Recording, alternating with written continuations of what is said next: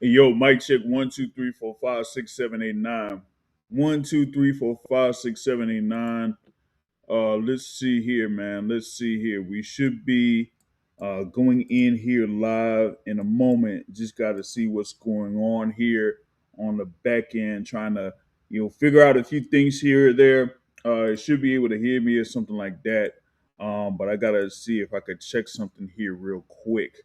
Okay, so just give me a moment here. We're gonna see if we can start things up here on this thing for the Boston Source podcast, but we are going to get back into it here in a bit. So let me see if I could do a few things here, and then we're going to get right back into it. So just hold off here for a moment, y'all. Hold on for a moment.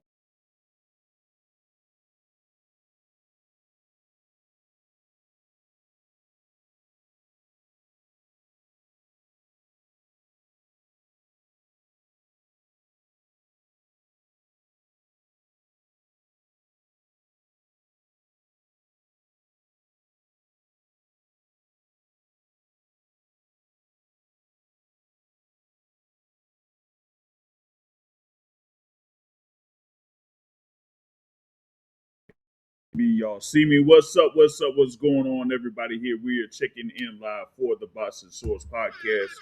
Here just had a little bit of technical difficulties just to start off or whatever it is, but we're gonna sort itself out and just catching up here over the last few minutes, man. If y'all are of course following sports and everything like that, and something just happened there in college basketball, man. I watched the thing there for the regional finals for the NCAA tournament, and we saw what happened there with Michigan against Tennessee. But I was checking out the first half between Duke and UConn, and Duke was up by double digits at halftime, and then after halftime, I had pretty much switched it off. I was trying to get everything prepared for the show today, and then all of a sudden I get a text and then from one of my cousins, and I'm like, wait, something happened, and then I flicked it on, and then said wait a minute, Duke lost? Oh, snap, they lost. So, hey, they were up 19 points and they ended up losing the game. That's crazy work. But we in here for March 29th, 2026 here with the Boston Source podcast. We're going to be talking about a number of topics here in this edition of the Boston Source podcast here. Hopefully we get a couple of panelists here to join in here for this edition of the Boston Source podcast. Is I'll talk about the fights that happened this weekend, a couple of them, and then we'll look ahead to what's going to be on slate for April 4th. Okay, because we got a number of things here that we got for April 4th, especially with the the heavyweight bout that's going to be there at the O2 in the UK. So we're going to be talking about that, but also catch up on a few things, news and notes. One thing that kind of got a little bit of popularity on social media when I had shared it.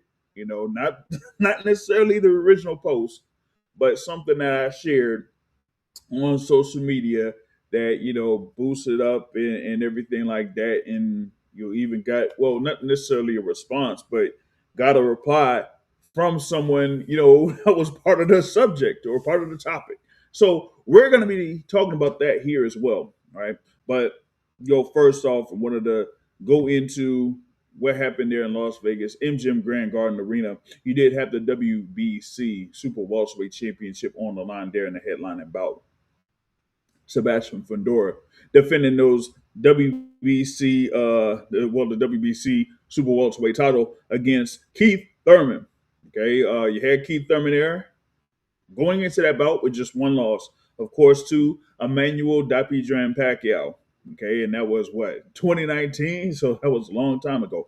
But as everybody knows, how many fights had Keith Thurman had since 2019? And ain't been but what, three? You know what I'm saying? So you had Keith Thurman that hadn't been in a bout overall since he defeated Brock Jarvis in Australia in March of last year. That was March 12th of last year. You know what I'm saying?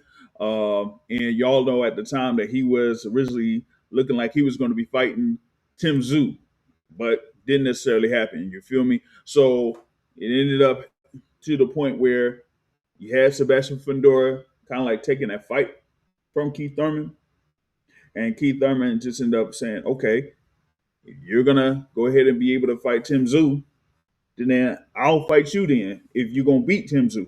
And that's how it originally slated out. You know what I'm saying?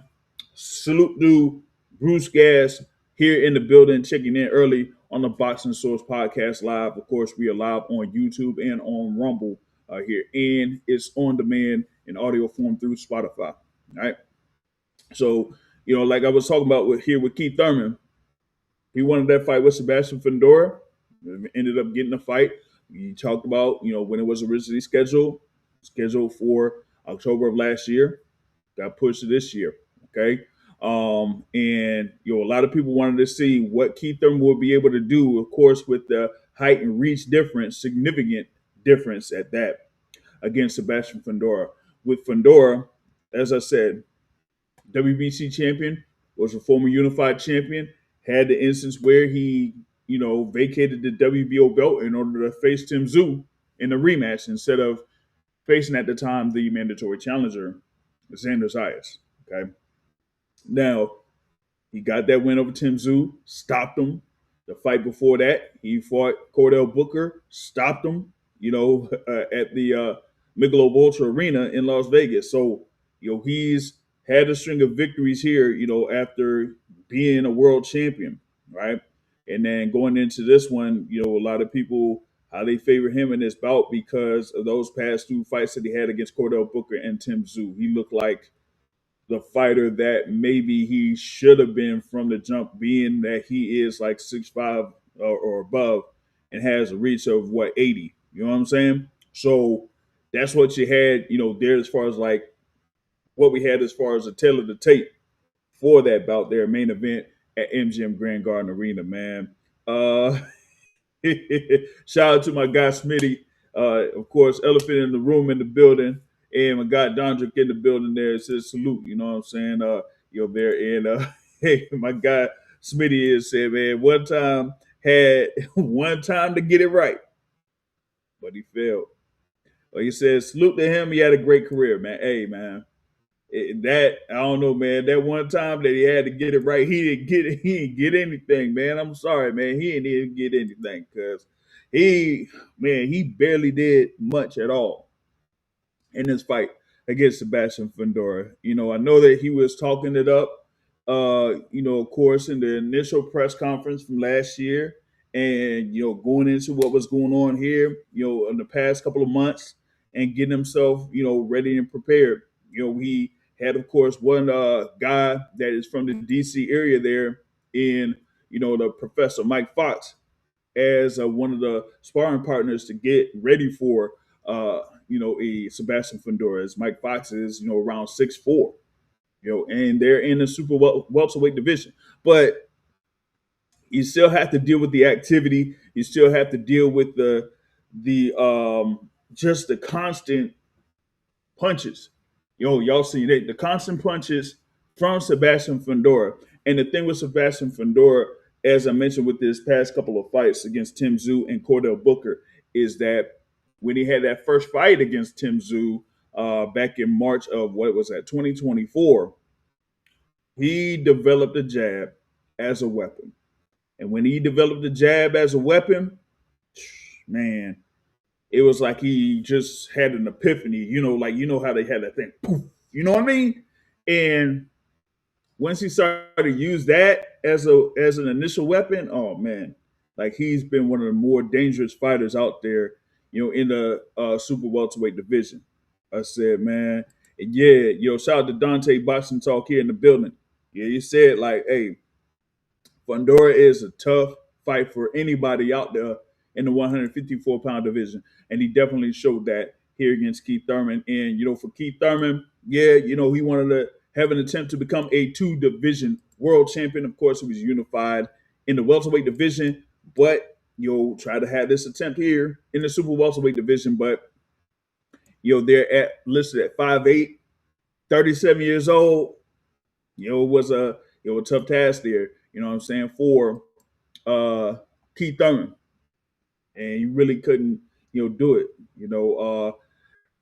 I was just like, man, he didn't really have much of the energy or the output. It's one thing for Fundora to have that type of offense, but it's another thing when you would have something in order to try to answer that. To properly, set up counters or put things in place for all of that. You know what I mean? And I didn't see that there from Keith Thurman from the get go. You know, when you look at the punch stats within those first couple of rounds, it was bad, man. Like if you're gonna have Keith Thurman throwing under 20 punches around against Sebastian Fundora, who averaged 50 punches around, that spells disaster. You know what I'm saying? But I'm gonna talk a little bit more about this here, man. But I got somebody here that's gonna be checking in here within a few moments. That was out there, at the fights. Shout out to my guy here that was able to be in the building in Las Vegas. You're watching the fights there, and that's my guy, the boxing academic in the building. What's happening? Let's see here. So what's up? All good, man. What's happening with you? Can you hear me, JR? Yeah. I said, how you doing tonight, man? Yeah, I'm all good, man. All good. We checked out those fights out there in Las Vegas, man, and everything like that, man. And we saw what happened in the overall card, which I'll talk about in a bit. But talk about this main event right here. And I was saying, like, in those first couple of rounds, when we saw Sebastian Fundora, throwing a whole lot of punches, but Keith Thurman was, just trying to attempt to, reach Sebastian Fundora and not really, doing something to actively counter Keith Thurman. Excuse me, Sebastian Fundora. That just spelled trouble early out there. You were there live, MGM Grand Garden Arena. As I said, it's not a bad seat in that whole arena. But what did you assess there early with that fight between Fundora and Thurman? Well, I have to say I was wrong in my pick. I was wrong in the outcome. I don't think that I was wrong in the blueprint that I said that I thought Keith Thurman would take to, to take the victory in the fight. For the first 3 rounds, you saw Keith Thurman try to utilize movement. He tried to create space and make Fundora reach and counter.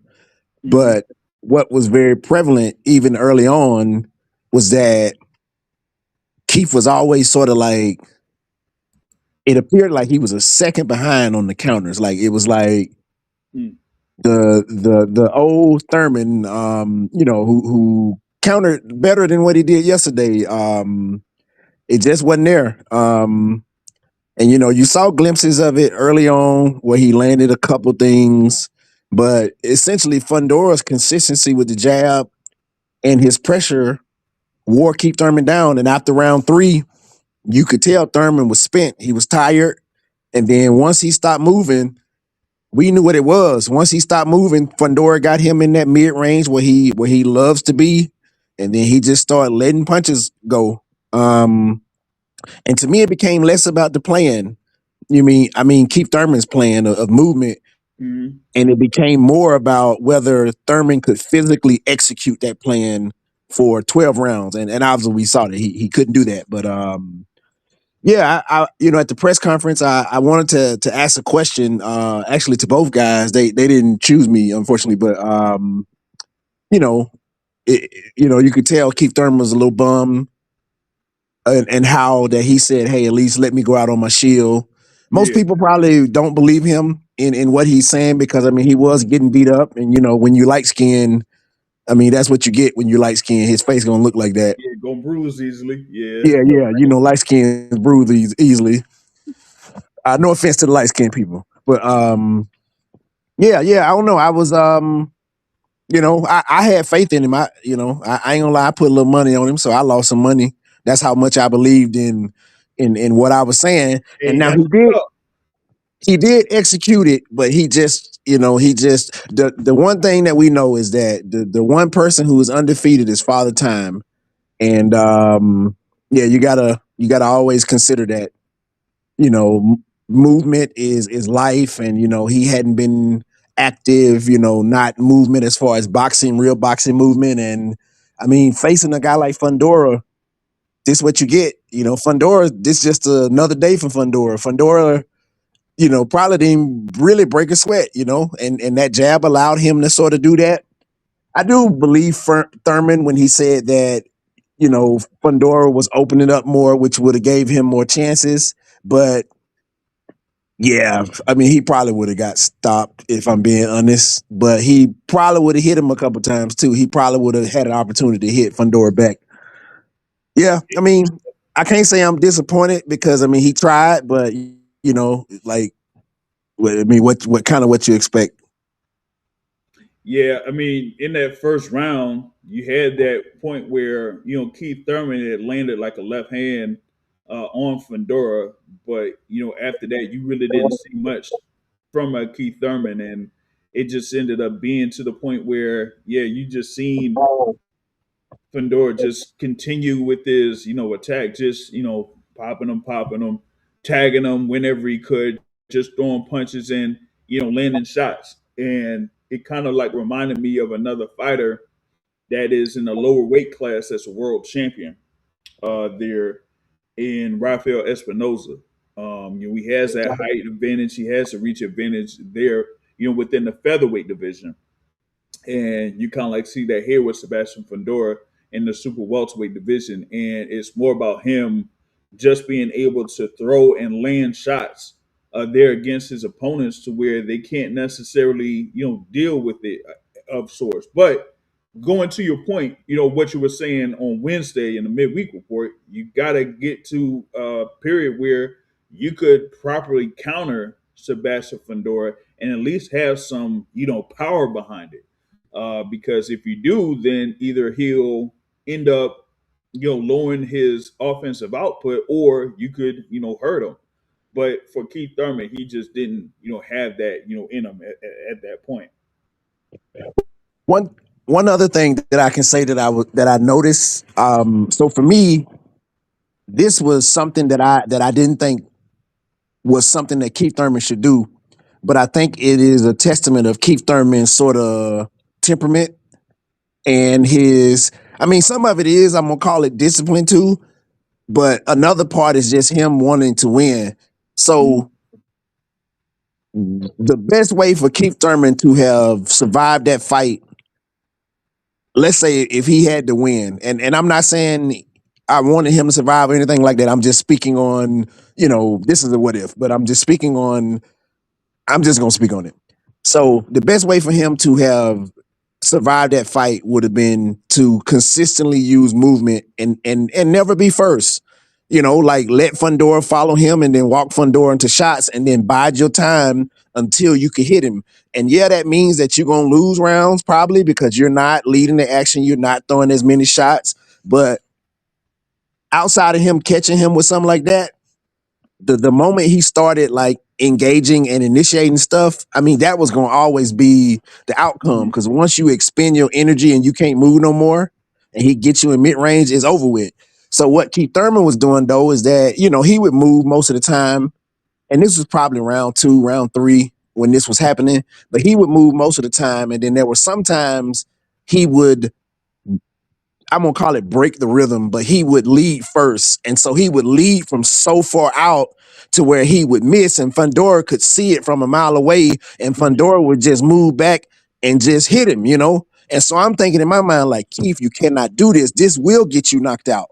Like Yeah. you like that, the way he was leading, and maybe it was just that he was old and slow, but when he was leading, my heart started to sink because I'm just like, damn, this dude about to get knocked out doing this.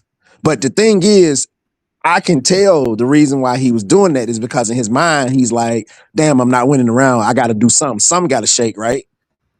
But, part of that is discipline. Part of it is him being a champion who want to win and not necessarily just go out on this shit. I mean, go out. You know how we mentioned some fighters just go out and just accept the loss, right? I think Yeah. that's a part of him not accepting the loss, even though for him fighting a 6'6" dude, that was the worst thing that he could do. Like you gotta bide your time and then hit him when it's time. Yeah, you gonna lose the rounds, but that's the only way he gets through that fight, in my opinion.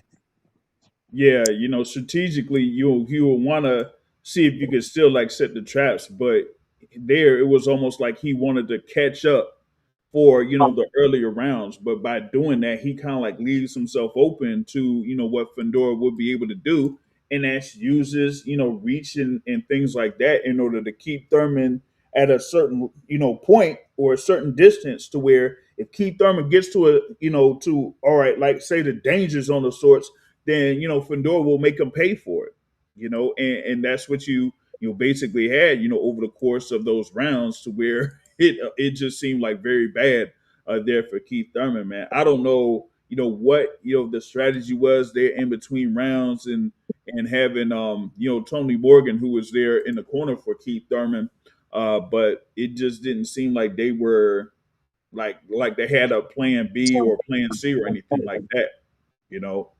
And it I mean, just like, got a little bit worse to the point where referee Thomas Taylor had to call it after a certain point there in the sixth round. yeah, once he got tired, it was just it was over with. Once he got tired, once he couldn't move no more, the fight was the beginning of the end had already started, and you could sort of see that in round three. You could see him slowing down. You could see him getting a little bit tired. You could see him sort of exchange, throw some exchanges, and then the thing is, one thing he mentioned, I believe, in the press conference, that he was like, uh the conditioning did catch me off guard. Creative freedom for what he said. But he essentially said the conditioning caught me off guard. Like he also said something along the lines of he fight in the mountains. Maybe I might join him in the mountains too, um, you know, to help me or whatever. But Mm-hmm. like, yeah, I mean, Fundora is a great champion. As long as Fundora continues to use his reach and Fundora stays patient, like obviously more people gonna give him a tougher test than what Keith Thurman gave him yesterday.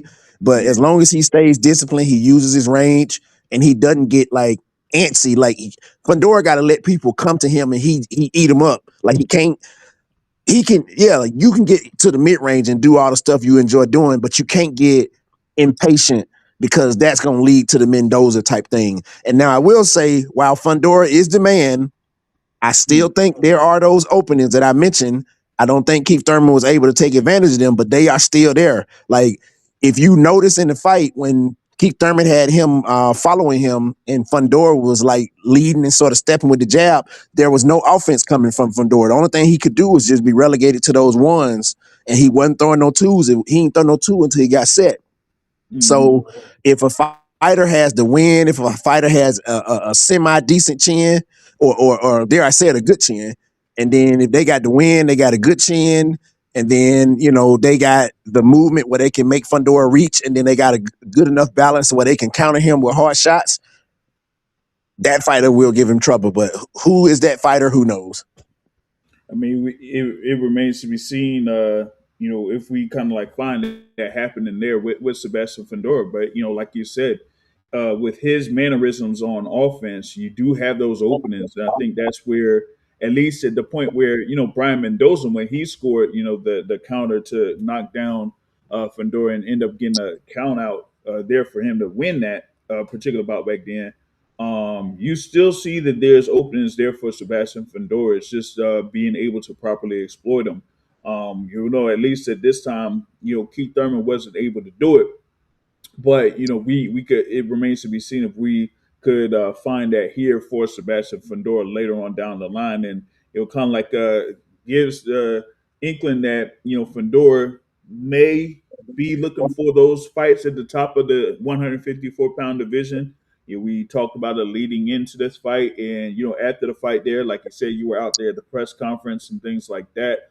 And got that question there. Is Fundora the top fighter there at super welterweight? I mean, he's been I guess up to this point, the longest reigning champion there at 154. Of course, with Xander Zayas acquiring the WBO and WBA titles, recently, and then also, with Josh Kelly getting the IBF belt, they're on January 31st. So as of right now, Sebastian Fundora is the longest reigning world champion there at 154, and does have those stoppage wins over Keith Thurman, over Tim Tszyu, and over Cordell Booker in his last three fights. So he's kind of like riding that momentum right now. It just is like, okay, is he gonna wait it out to see what happens with Xander Zayas? That's soon to be having a fight here. Um, or what's up with Josh Kelly? If he wants to see if he can unify with Josh Kelly next, because Josh Kelly ain't got nothing scheduled as of right now. Or see what's going on with Virgil Ortiz Jr. But you were there at the post-fight press conference. That question was raised up. There from, I think it was Sean Zattel. Talking about it there at the post-fight press conference, and Sebastian Fundora was talking about it, and his promoter there, Samson Lukowicz, was saying, "Hey, I don't know what the situation is with Virgil Ortiz Jr., but we got a little problem with the promoter and the manager, so they're not sure if they'll be able to have a fight with Virgil Ortiz Jr. Soon. So not sure, but at least for me right now, it looks like Fundora could be slated as the number one fighter there at 154 pounds. Wait, what do you think of what you saw there, academic? I mean, Xander Zayas ain't gonna beat him. Um, the dude from the UK, Josh Kelly? Josh Kelly. I mean, his last fight looked interesting, but yeah, I don't think that he will beat him as well either. But he did look. If he's the guy that I think he is, he looked good in his fight. Didn't he stop somebody recently? Didn't he stop the last person he? The thing with Josh Kelly, he had the win over Bakum Murtazaliev on January 31st. He had like a pretty good start, but then Backroom kind of like caught up to him a little bit, scored a knockdown, so it kind of got close there in the second half of the fight. But for some people, with Josh Kelly winning, it was one thing, but at the same token, that was a Backroom Murtazalia that hadn't fought in over a year. So who knows what it would have been if Backroom Murtazalia would have had a fight there in 2025, if he was able to have a thing there between time, like for example against Erickson Lubin or somebody like that, and then have a fight against Josh Kelly to see like where he would have been at, at that point. But I mean, it's Yeah, still like up in the air where Josh Kelly is at right now. gotcha. So to your point, yeah, Fundora is the best guy. I mean, everybody's chasing him. I mean, he a tough match for anybody. Like it's not gonna be easy, especially a disciplined Fundora. Oh, good. Hey, I take my hat off to him. The man. The only thing that I question is his temperament. Like maybe he can flip a switch, and that's not an issue. But Mhm. like typically when you have like nicer temperaments, Right, like it in the hurt sport, that don't really bode well. Like you got to be like, I ain't saying you got to bite nobody ear off and then like that, but right, yeah. you got to. But like as I say, you got to bite down on your mouthpiece or something like that. You know what I Yeah, mean? yeah, you got to bite down, and he does. But that just like I don't know other things. Hey, great win for Fundora. That's all. That's No, I all you kind can say. Yeah, but I He's the feel you best on this guy. one because, like, if you had, like, for example, his first fight against Tim Tszyu, right? He was pretty much like losing the first couple of rounds, and Until then the headbutt. Until the headbutt. until he had a thing with the The elbow. elbow Yeah. and hitting Tim Tszyu, but he still had to deal with bloody nose, bloody mouth, and things like that. But it wasn't like he was overly aggressive in a sense. He pretty much like fought like, hey, I gotta keep Tim Tszyu off of me. I gotta keep Tim Tszyu off of me. Where like on a second or another example, like say for example, maybe a Terrence Crawford against a Gidigis Kavaliauskas, where he went down to the canvas, wasn't scored as a knockdown, but he went down to the canvas. But he still said, "Okay, this is how you fighting. All right, bet. I'm gonna take it to another level, and then I'm gonna see if you could survive this." And he ended up stopping Kavaliauskas or something like that in that fight. So for Fundora, like you said, given his temperament, you don't know if he's gonna be at that point where he could, take it to that next level if it needs to be that way. I know that there was one particular fighter in attendance that has been inactive for some time, and that was a former undisputed champion there, 154 pounds, in Jermell Charlo. And he says, like, "Hey man, I want that guy out there next." You know what I'm saying? And of course, it was What guy? filled with expletives and all that type of What stuff. guy? Fundora, but it was filled with like expletives and everything like that. But at the same token, um, being out of the ring for 3 years, It might that's be worse than Keith Thurman. yeah, it might be worse than Keith Thurman, man. It might be worse than Keith He, Thurman. hey, they, hey, hey, people don't like you, so they gonna let you get knocked out. I ain't gonna even lie. They gonna let him get knocked out. I'm not saying he's not. I'm not saying he's unlikable. But I'm saying people don't like him, so they will let his ass get knocked out. Hey, man, with some people are saying, man, they're like, hey, if you're gonna have Fundora take on Keith Thurman, who had like points of inactivity, then they'll say, hey, who's next up? It could be Jamel Charlo. I'm like, oh man, that would be cool, man. Oh goodness. But I Yeah, mean, it wouldn't be. But I mean, the bear. I mean, I'm gonna play the devil's advocate though. all right. Outside of his performance against Canelo, does his previous status and everything that he accomplished allow him to get the benefit of the doubt in getting a fight like that, even though he don't deserve it? I mean, not deserve, even though he shouldn't be in line for it. But does he get the benefit of the doubt because of everything that he's done, and as compared to, and then Fundora? I'm not saying Fundora need light touches, but you can't. It ain't smart to put him in rock'em sock'em fights all the time, Right. Yeah. because Yeah. his shelf life is already diminished. Like he ain't gonna, like, once that switch go where he can't take that punishment when he do get hit clean, it's Hmm. gonna be bad, just like it is for everybody else who take punishment and stuff. Yeah. If there was a point where Sebastian Fundora like got knocked out, like how it happened against Brian Mendoza, would he be the same like after that? I'm not sure.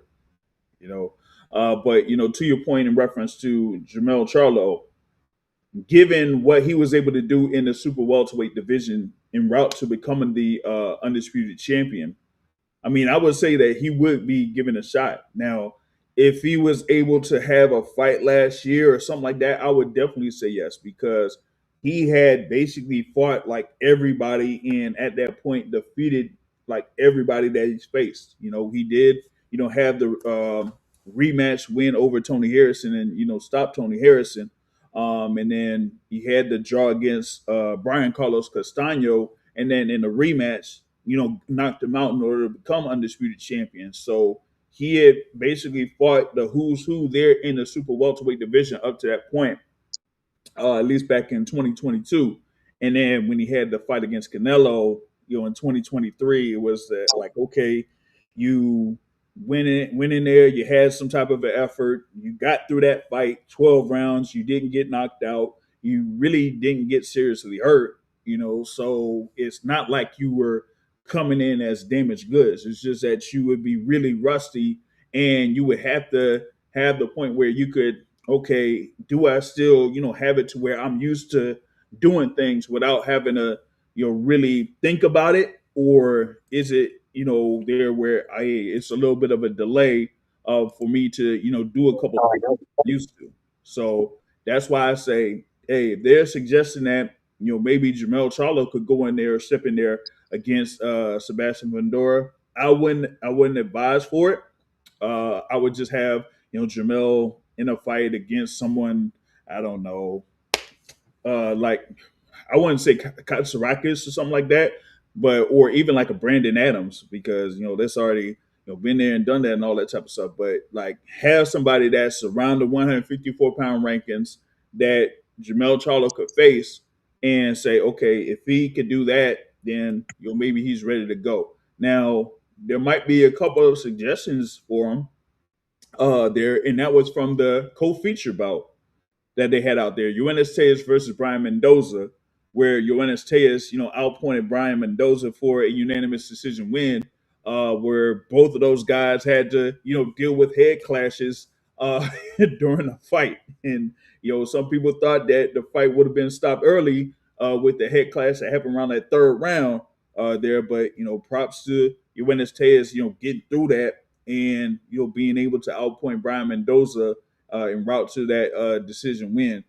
So he's now, 1, of course, with that lone loss to Abbas Barao last year.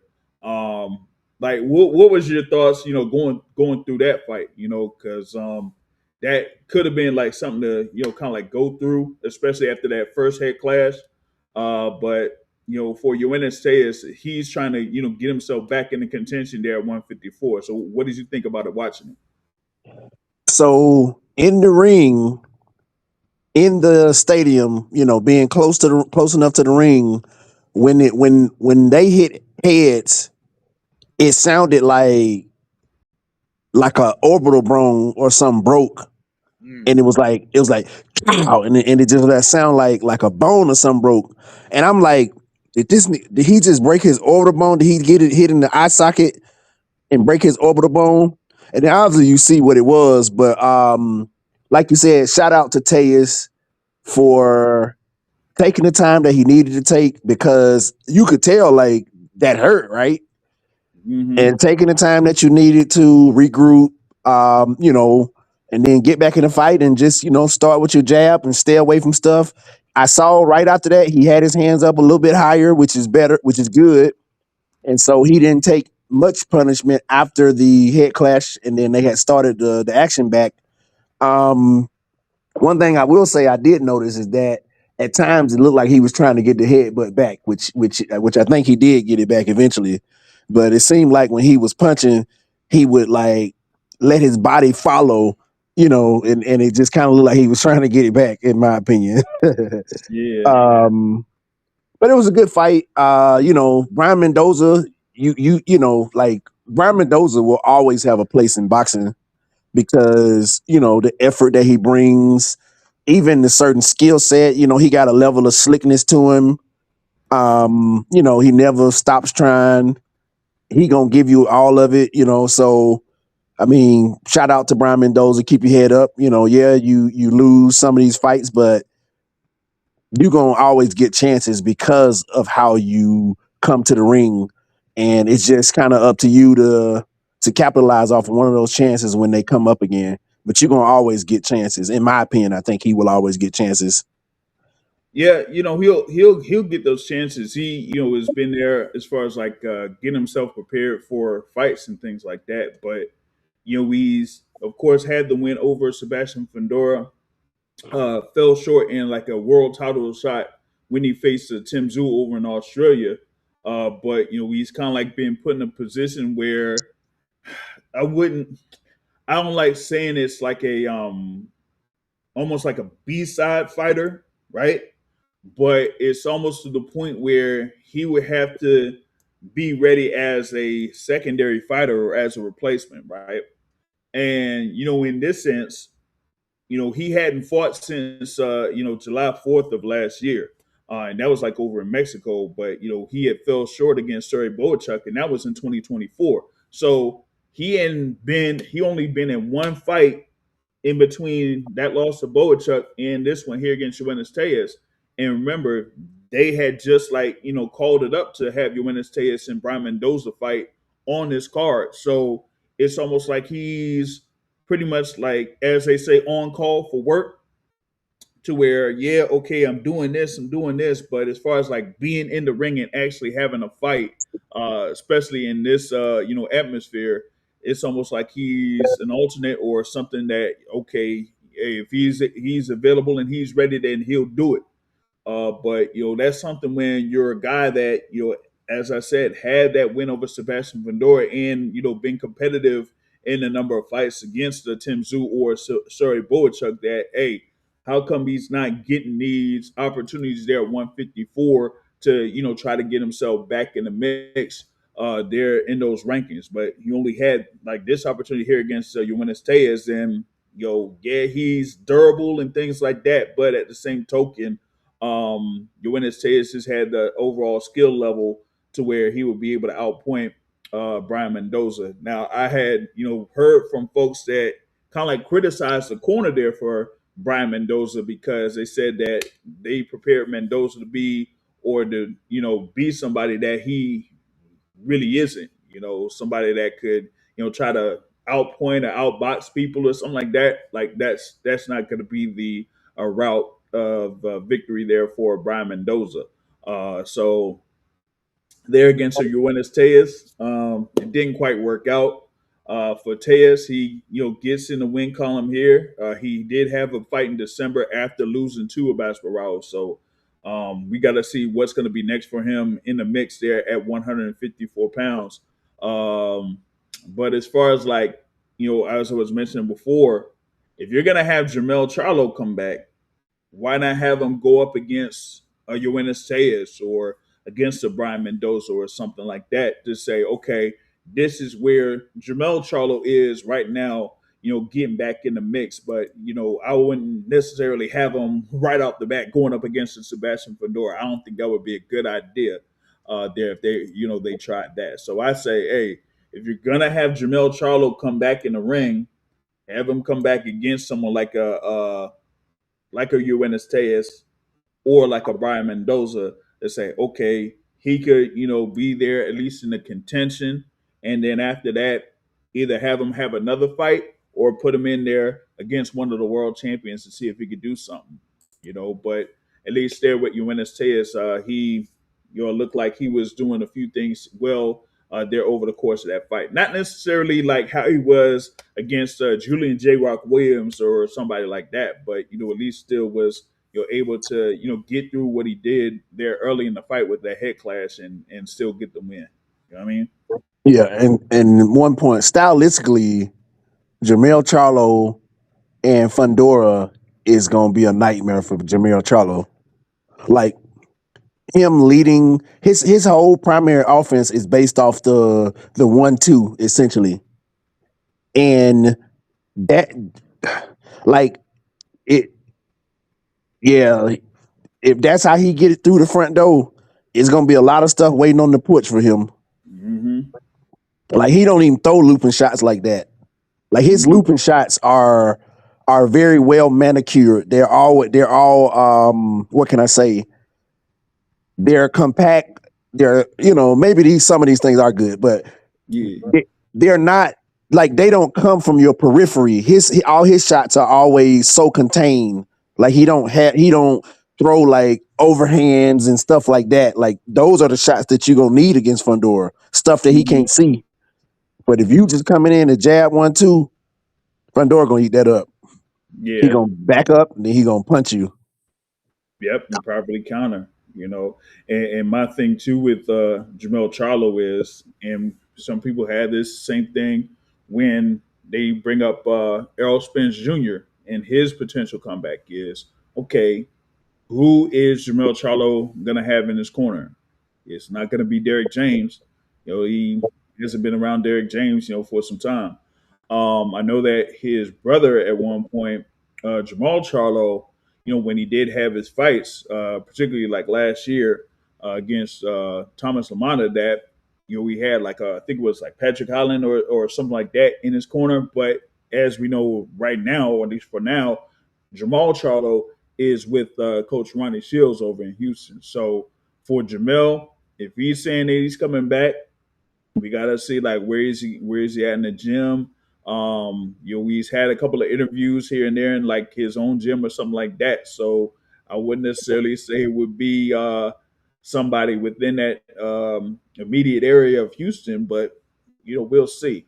But I would like to see Jamel Charlo against the likes of a Yuenis Tejas or something like a Brian Mendoza if he's trying to get back in the mix right there on that front. And then what else we had there on the pay per view portion of the card, man? You had Yuenli Hernandez with a stoppage win over Terrell Garcia within 4 rounds, and you had Gergen Hovnesian with a technical knockout over Cesar Navarro in the heavyweight division without any knockdowns there, man. So I mean, I don't know. Shout out to Dondrick, man. He said that Jamel Charlo is beefing with everybody in Texas. Hey, man. Hey, he beefing with everybody in Texas. And what is it, man? I was seeing some on video when he was chopping it up with, what is it, Amado Vargas out there in Vegas or something? Oh, man. Yo. And if I'm not mistaken, Amado Vargas had a little dust up or a scrap with Emiliano Vargas in the hotel over something that I'm still not gonna be talking about. Okay, so I don't know what's up with Jamel Charlo, but he's definitely one to have some words for folks. But we want to see what he can do in the ring. You know what I mean? We want to see what he can do in the ring. But back here with Box Academic, that was out there in the MGM Grand Garden Arena. So, like, hey, when did you get into the arena, and what was like, the other fights that you saw over there? Yeah, so definitely I saw the Gaucher fight. Um, I, I'm just like, damn, fight back. Like you don't just let him hit you like that. Fight back, man. Don't just let him hit you. Um, it was Oh boy. like you know that Gaucher's approach is to counter and stuff. Yeah. But then when he hitting you clean while you just sitting there moving backwards and he following right behind you and then he hit you every time. And then once he realized he like, oh, this dude ain't gonna punch me back. And then he just cranked it up, start throwing every punch he could think of. He threw every punch he could think of. Mm-hmm. And all of them landed. So yeah, I mean, didn't the ref just stop the fight if I'm Yeah, yeah. He just waved the fight off, man. It was like, yeah. yeah, he waved the fight off. It was like, man, I'm ready to wrap this up. I'm Yeah. ready to wrap And, this and up. and that was a good call. Like I'm about to go to the Keith Thurman fight. I know we was over it, but I'm just gonna say All this: right, yeah. with Keith Thurman's history, you got to give him an opportunity though to go out on his shield. Like most people probably won't agree with that, but just who he has been, Right. yeah, it wasn't looking good. Yeah, his face was bleeding. Yeah, it's just a lot of things that was not going well for him. But he was going to get hit a lot more, and there was the opportunity for him to be able to hit Fundora back, Mm-hmm. but it probably wasn't going to end well. But I'm just saying you got to give him that benefit of doubt. But for somebody like Terrell Gaucher, now you got to stop the fight, and it's a double standard. Unfortunately, it is. I I mean, you feel got you, but standards it looked for. like he wasn't even trying. It didn't like Like he you wasn't trying. said. He just moving. At least Keith Thurman was trying. Yeah, man. It's like you said, like fight back and do something.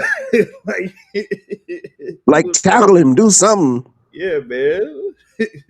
Like you gotta hit him with something, and it was something for me because when they were talking about this fight and they had like a conference call, for the undercard at the time, and they had the thing for Yuenli Hernandez versus Terrell Garcia. I'm being honest with y'all. I was like, man, this ain't gonna be good for Terrell Garcia. Yuenli Hernandez, I've said for some time has been one of the better looking fighters out there at the 160-pound division. He's been a top contender there at 160. Um, wanted to see if he could be in line for a world title shot, but at the time, his first or the highest ranking that he had was like number one in the WBA, and the world champion there for the WBA is a fellow. Well, well, is a former Cuban, now a full-fledged real American, like Hulk Hogan was or whatever it is, in Erislan de Lara. Okay, but still, at the end of the day, you ain't seeing Wendy Hernandez and Erislan de Lara be in the ring. Okay, so now with that being said, with Wendy Hernandez, of course, getting this stoppage, he's there in other rankings within the middleweight division, and I'm saying, hey, if you're gonna have Carlos Adames, who won against Emil Williams, last week or whatever it was, right? And he says that he may, give up the belt and go up to 168. Then why not go after the belt there for the WBC? I know that there's like a Jesus Ramos there's the interim champ, but at the same token, we got to see, what's happening, with all of that. So I would say see if you could have your Wendy Hernandez go after the WBC belt if it's going to be vacated. But I just see you Wendy Hernandez as a serious contender out there in the middleweight division. Yeah, he definitely is. I mean, Let me obviously see. styles make fights, but he definitely is a serious contender. Yeah, I'd have to see like where he would be able to fit in. I know the IBF belt is vacant, but I think they're gonna try a situation there with the IBF belt. I'm gonna see here, man. I'm wondering why this other Terrell got thing. to go in through the website, open from website or something Yeah, like that, because yeah, they that's took yeah. You away gotta the go other to the option. website or something, whatever it is. I don't know what's going on with the direct link or whatever, but I have to see if I could do that, or I'll just see if I could do the copy and paste and all that type of stuff there, and then see if you'll be able to do it. So yeah, so that's what I got there for Wendy Hernandez, man. It was like I just see him, really being a world title contender out there at middleweight.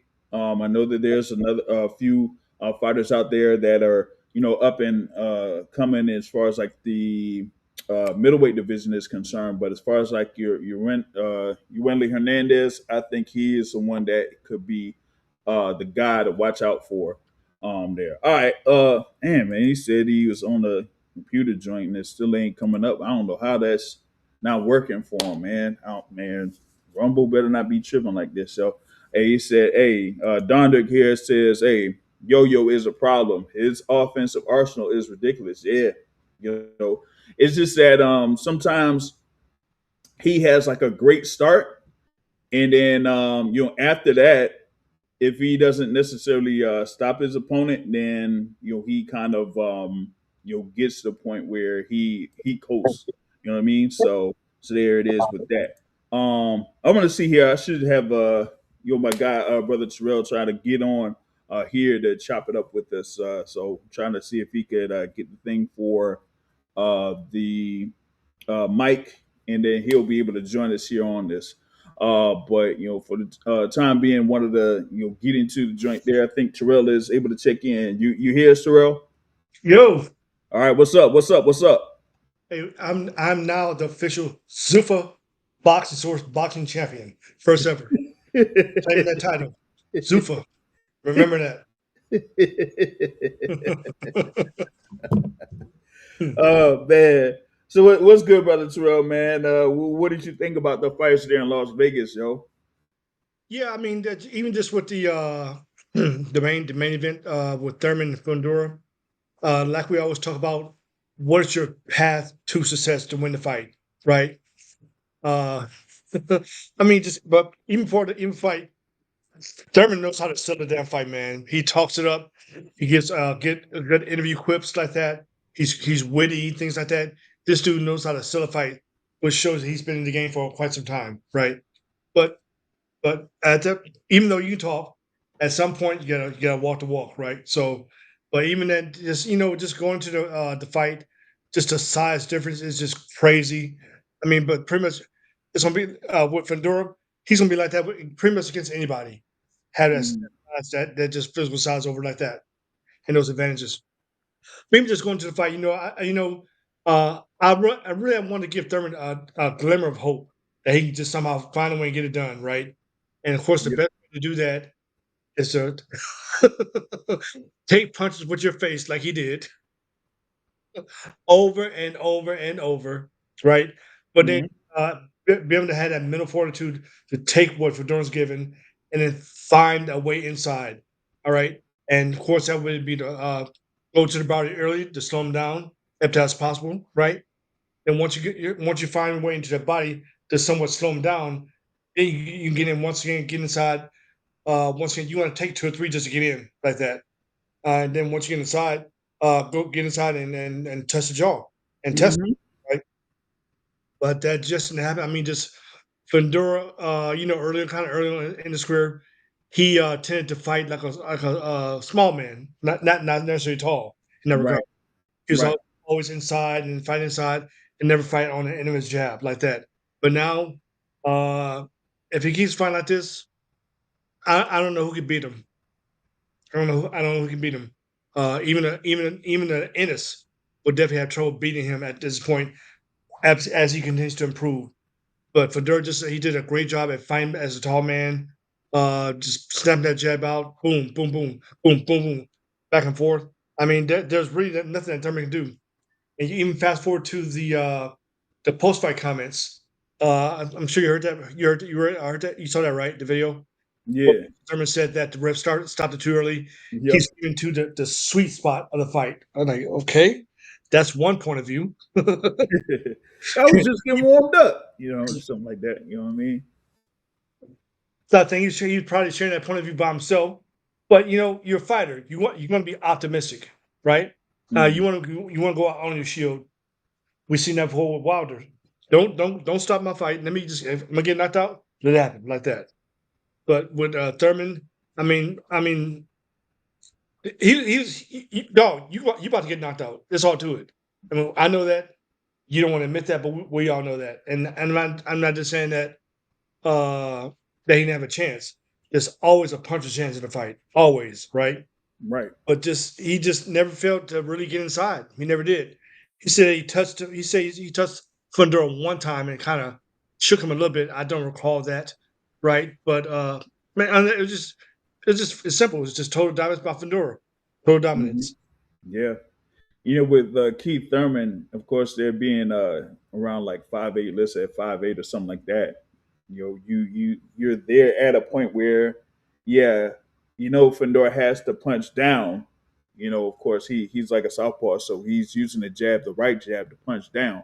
But if you're trying to get to the body, you got to get to a point where you're able to get below or try to see, okay, if Fundora has like a little bit of a rhythm or a routine in how he throws the jab, then catch and then throw or catch and throw or whatever it is, and then get to the body.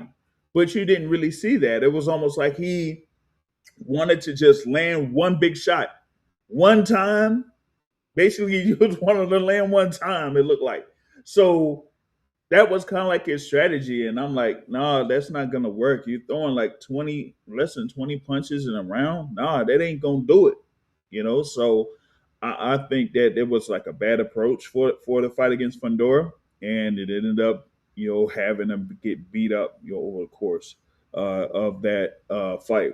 Shout out to BVO Sports TV in the building. I'll get to that particular topic here later on, man, because hey, man, that was like one of the hot topics of the day, so to speak. So I'll get into that here. But back to the thing there with Thurman and Fundora, man.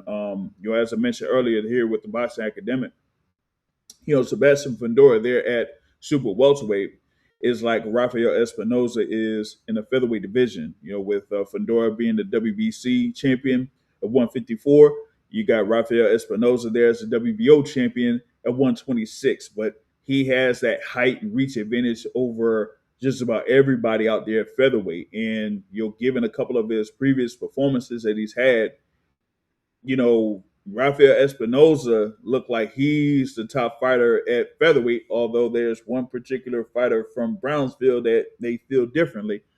But, still right now, that's Rafael Espinoza. And then here for And how tall 154, is Rafa? How tall is he? He's what, 6'1"? yeah, around 6'1". And once again, a crazy height for that weight division, just like Fundora, just like that. Yeah, but I'm like, man, at featherweight to be around like 6 feet, 6'1" at featherweight, yeah, that's insane. You know what I mean? But here for Fundora, hey, you ain't seeing him, moving up to 160 anytime soon. So he's gonna, establish himself there at 154, with these multiple defenses of the WBC title.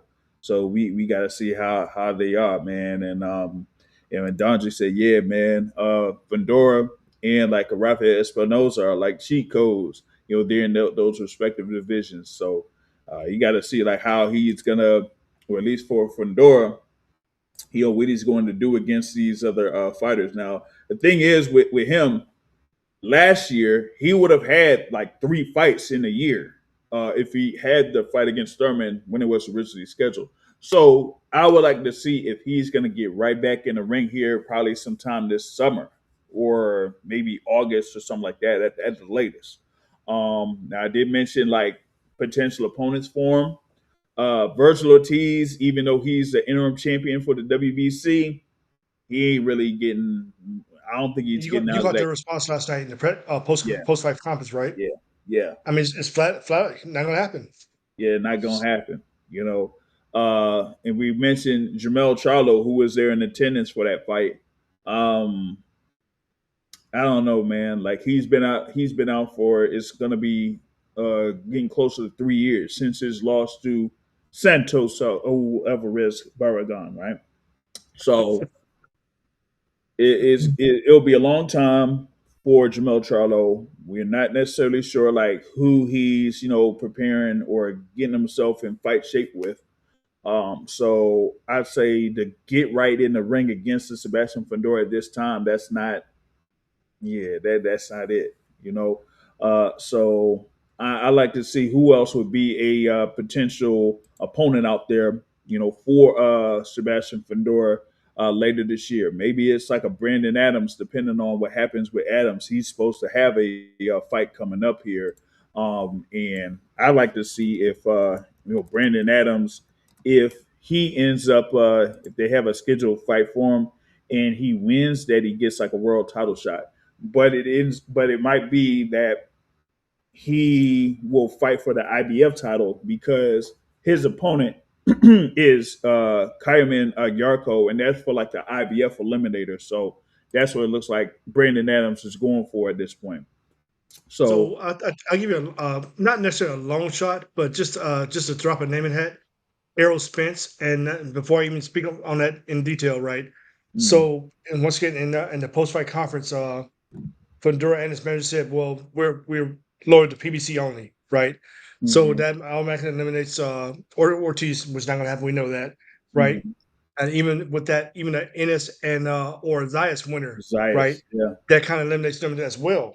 Because once again, they said they're low to PBC. So, say for example, Costa gets his win, goes fast hmm forward to fight Errol Spence this summer, and then that sets up a potential match for Errol Spence and Fundora.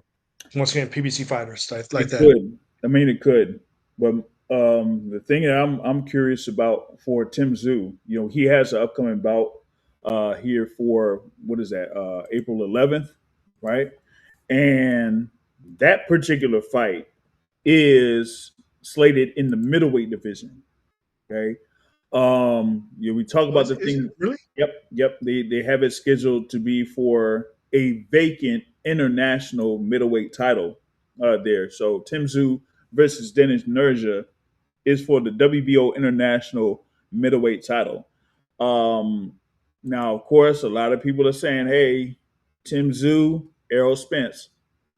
If it happens, I'm saying that it would at least be around middleweight because not, just a thing there for Tim Tszyu's part, but also on the flip side there with Errol Spence because, it's the same Errol Spence that hasn't been in the ring since his fight against Terrence Crawford. But also, even when Errol Spence was active, remember, at times he was getting down from 180 pounds to make 147. So as they say, the older you get, the more trouble it is to try to get down in weight. And given a few things that have happened, behind the scenes, and a few things that some folks have seen on social media right now, it looks like Errol Spence is kind of getting himself in the groove of things, but still at the same time, you still got to get down from a certain weight. You know what I'm saying? So we got to see how it is. Good question here. It says from Fulfill Your Freedom. Who's the better fighter skill wise, Sebastian Fundora or Rafael Espinoza? Ooh, that's a good question. Man, I might say that might be a push right now. I think both of them. I think both of them are right there even.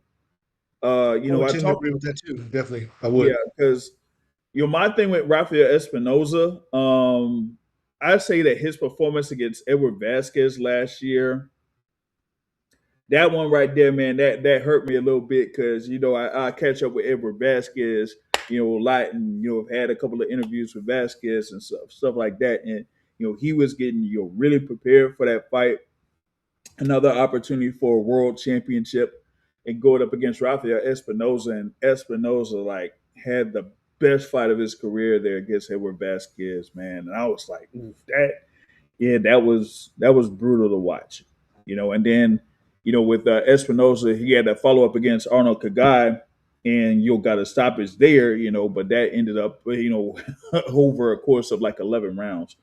But with the same token, with Sebastian Fundora, he's coming to his own as far as like what he could do on offense, and I think with that jab that he has right now, and finally utilizing that as a weapon, he is a problem there at 154 pounds for anybody. Like Box Academic has said, like Brother Terrell has said here, I say, man, hey, Fundora is an absolute problem. You know what I mean? I don't know, man. I have to ask our brother there about the Spanish fighters. Man, yeah, hey man, I don't know what's going on with Dondrick and BVO, man. Y'all gonna have to sell this rivalry somehow or something, man. I don't know what's going on with all of that. But that's mostly there what I wanted to cover for that fight card. Outside of a couple things, I don't know if Academic is still with us, man. Like I wanted to, see what he thought about, having, coverage of the fight, and how they do it PBC, because when you get a credential from PBC, it ain't quite like other companies or promotional bodies out there, because they they'll be able to treat you right, and things like that there. So Box Academy, what did you think about it? I definitely thought the check-in was very friendly. The check-in, there were a couple of gentlemen at the table were very friendly, very, welcoming. We had a conversation, small conversation, but it was quite welcoming. I will say, when I got into the venue, like none of the workers knew where anything was. So I'm like, okay, so where the media is supposed to sit? So you don't have to essentially go down the rabbit hole to find out where it's at. Obviously, you can sort of see where they sit, but that's the only thing in that. Just sort of letting the workers know those type of things too. And then in the press conference, the only interesting thing that happened was, it's like an order of operations. People who have more known channels and they know their faces are going to get the questions, Yeah, even though the question I would have asked would have been a great question for both Keith Thurman and Fundora. I would have asked a real thoughtful question that would have made them tell us a bit about what they saw, strategy in terms of the round, and it would essentially dealt with like past round 3. There was a switch that flipped in both guys. And then coming out in round 4, that flip, I wanted to ask Fundora, what did he see that allowed him to take advantage of it? Whereas when Keith Thurman was moving and, he was sort of biding his time, obviously I know the answer. Keith Thurman got tired and then, he yeah. started being able to sit down on punches more. But I kind of wanted to see what Sebastian saw. And then I wanted to ask Keith Thurman a similar question, which was, after. So it looked like your plan was to use movement, et cetera, et cetera.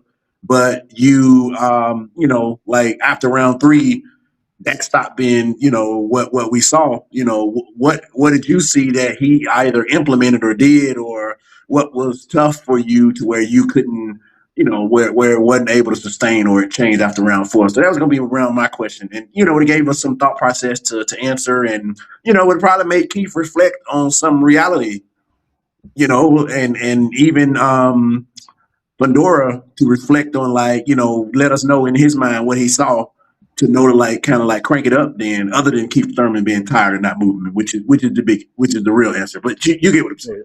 Yeah. Yeah, so the dude didn't let me ask no questions. And I asked him like 2-3 times. Like, I was sitting next to him, the dude who was like handling the mic. Oh, I was like, hey man, can I ask a question? I had my nice respectable voice and everything, and yeah, but it was one of the worker people who essentially. I don't know if it was like Andrew or Sam or Martine or something like that, but those are usually the folks that kind of like work that part of PR for Okay. the post fight presser. You know what I mean? So um but I, that's who I kind of like, work with around there for PBC and that type of stuff there. Outside of, brother Ken, of course, shout out to him, there that was, able to, kind of like get things done behind the scenes of sorts, there, you know what I mean? But, you had that. And then also at the same token, they kind of take care of the media folks there. They give them a voucher or whatever it is of sorts there. And, a couple of things that happen, during fight week that a lot of people like there, particularly in Vegas. So once we have more of these events that are coming up here, maybe in May and I don't know, maybe June or July, then we'll see if we could get more of our folks here from the Boxing Sources correspondents to be in attendance for those fights. You know what I mean? So I gotta move forward here to like the next big topic there. From this weekend, you did have a heavyweight bout that took place over at the Co-op Live Arena in Manchester, England.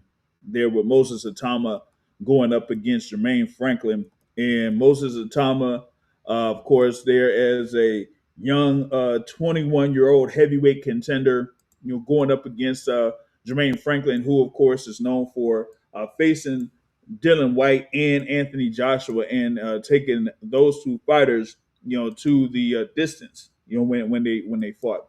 But here, with Moses Itauma, didn't quite work out that way. Didn't quite work out that way. You had it to where Franklin, got dropped in the 3rd round, and then in the 5th round, where you kind of like seen him, lean forward in a little bit or whatnot. And then Moses Itauma just, said, "Oh, okay, you're gonna lean in. You're gonna still do that. Okay, I'm gonna see if I could do a half step back and see if I got enough, distance to where if I throw my uppercut, it's gonna land." And that's basically what he did. Landed that uppercut and then another straight, and then put Franklin down to the canvas like face first, and that just prompted the referee out there in the UK. They kind of like do that out there to say, "Hey man, nah, that's it." So Steve Gray is kind of like known for doing that over in the UK. So once that knockdown happened in the 5th round, he just overall like waved the whole count and stopped the bout. Therefore, Moses Itauma to get the win, and he is like has one of those intercontinental titles out there in the heavyweight division. But of course, as they say, he's right there, number 1 in the WBO rankings. He should be like number 1 in the WBA rankings. So people are saying like, "Hey, is he next in line for a world title shot?" But that remains to be seen here, because they thought that maybe he could get in the mix against Alexander Usyk after stopping Dylan White within the 1st round. So I'm not sure. They do have a key bout that's happening there for the WBO title, as you're going to have Fabio Wardley going up against Daniel Dubois. That's in a couple months. Fabio Wardley was in attendance. They did say like Itauma and Wardley are kind of like buddy. I don't know if it's like the same level as like a Tyson Fury and a Joseph Parker or something like that. But if you have Fabio Wardley face Daniel Dubois and beat Daniel Dubois, then that would make for a huge fight over there in the UK for the WBO belt. So if it's like someone like Itauma that has like highly climbed up the rankings in the heavyweight division, you'll want to see if he's ready to fight for a world title. Because at this point, I don't really see anybody else that's out there for Moses Itauma to kind of like build his record up with. He could maybe face a Philip Hergovich. He could maybe face a Jalalov or something like that. But how is that going to work out for him if you're having him right there in position to fight for a world title? Sooner or later, they're going to have to ask for him to challenge for that world title or maybe give up that spot there at number one there. So I don't know if Academic or Brother Terrell, if you're able to see like fight or the highlights from that bout, but what's your overall thoughts of Moses Itauma though as a heavyweight contender? I mean, at 21 years old, he looks sensational, right? Once again, a lot of fights. I'm not saying this is a 50-50 fight. This is probably more of a, I guess, 60-40 fight, and the 40 for Franklin based upon what he did with Joshua and other fights like that. So once again, I had a sense of optimism for him going to that fight, right? So that went out the door. That went out the door. As Matt would say, he got sent straight to hell, right? I mean, he's at 21 years old with that power, the speed, and not just that, just the command and presence in the ring, things like that. He's not rushing, things like that. So keeping distance like that, he's looked like a seasoned fighter, which he is at this point, even at 21. But the guy looks scary.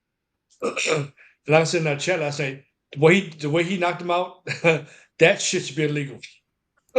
Yeah. That was brutal, boss. That was brutal. But I mean, really, just keep going. I mean, we talked about this before in terms of Usyk. Does Usyk need to give him a chance? No. Why? Why should I? For what? I'm the top dog. Y'all chasing on me, right? I've done everything there is to do in boxing in this era. So he's not necessarily obligated to just give him a shot like that. I mean, of course, your hardcore people and people over in UK, they want that. Of course, they want that. When you're the top dog, everybody's hunting for you. Just like Fundora said, they all got to come to me. Ain't got to chase him. So I mean, he looks sensational. So just keep doing what you're doing, boss. That's all I can say. Yeah. I mean, I've had the question before, after, when Itauma had that win over Dylan White, I said, is Moses Itauma ready for a world title shot? And, we don't necessarily know. I know people bring up like, Mike Tyson being like the youngest heavyweight champion, but, that, was back in, the 80s, like 88 or something like that. Here we are in 2026 when, Mike Tyson, came out there as a heavyweight and started his career. He was having fights almost like every month.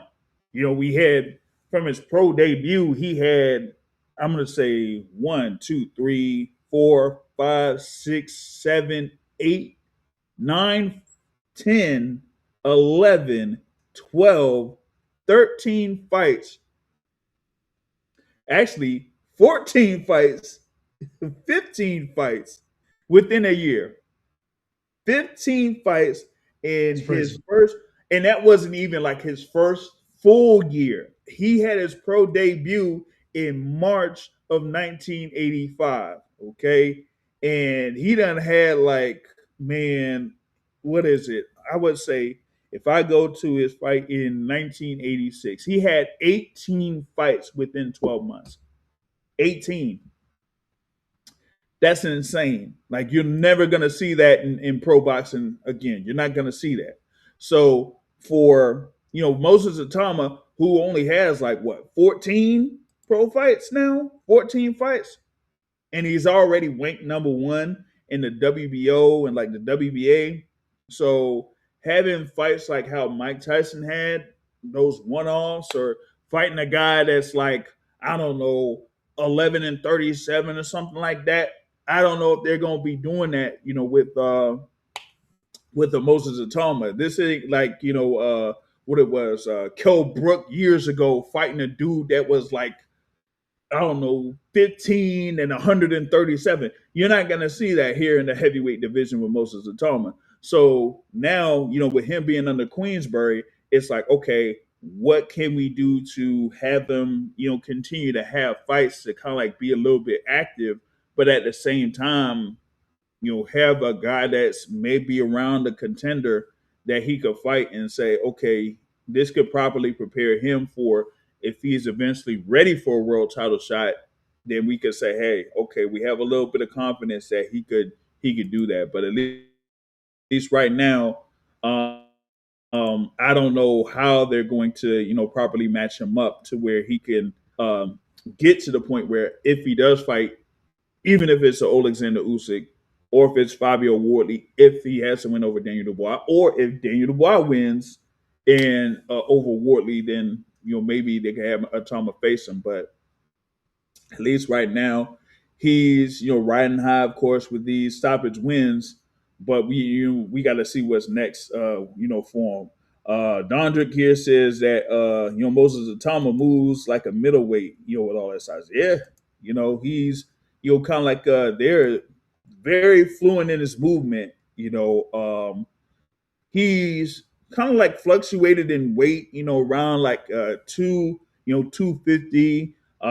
Against Dylan White, he was like 235, but it only lasted like one round.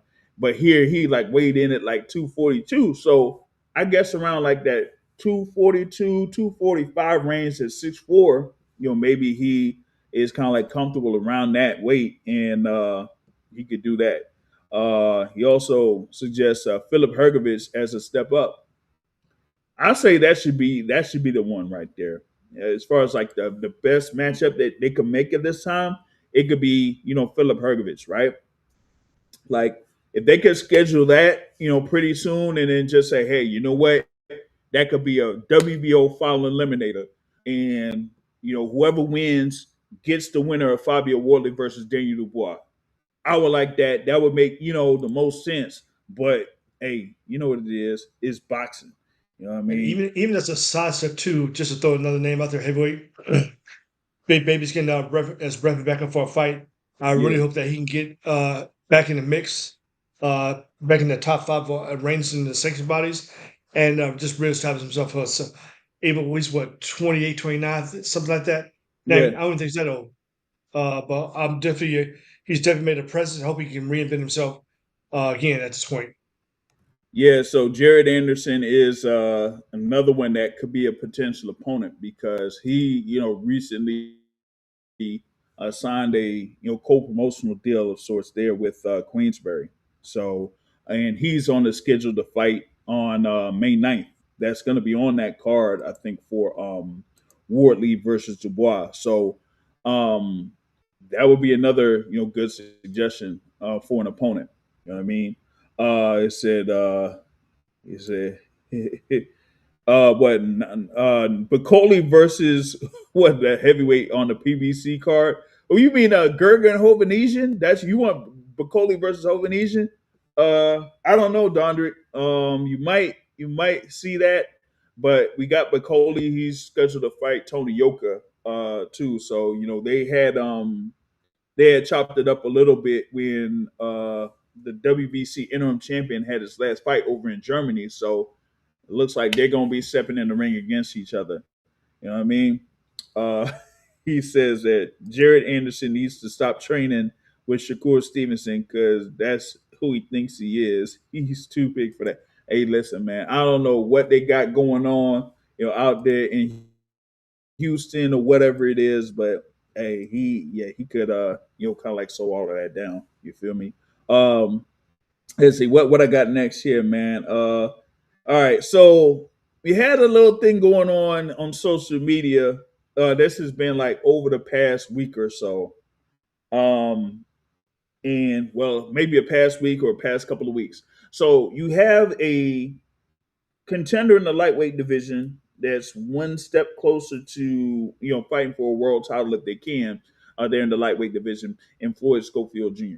He has been ranked number one in the WBA rankings for some time now. We all know who held the title there for the WBA, and that is Gervonta Tank Davis. At one point, they did have him, under suspension, and we didn't know what the status was for the WBA title. Uh, the WBA did have a point where they could have ordered Floyd Schofield versus Lucas Body. That could have been either for like interim title or the full title or whatever it is, but apparently that fight kind of like got fell through.